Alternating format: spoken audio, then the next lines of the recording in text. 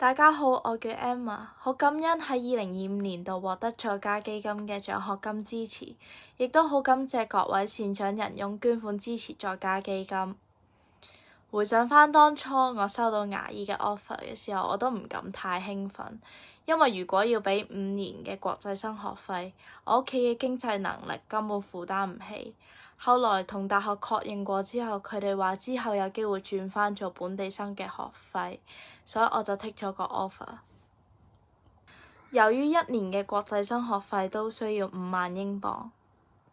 對於我屋企人嚟講係一個十分大嘅經濟負擔，因為佢哋嘅工作十分唔穩定。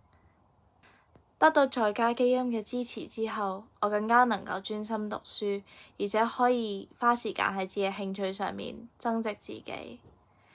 我嚟緊嘅目標係每一年都順利升班，做一個可以解決人哋口腔問題嘅牙醫。當將來我事業有成嘅時候，都希望回饋返畀在家基金。喺呢度，我誠意邀請各位參與5月2號夜晚在家基金籌辦嘅籌款晚宴，而且捐款支持有經濟負擔嘅學生。你少少嘅支持已經可以減輕佢哋嘅心理壓力。多謝大家聽到嚟呢度，祝各位身心健康，生活愉快。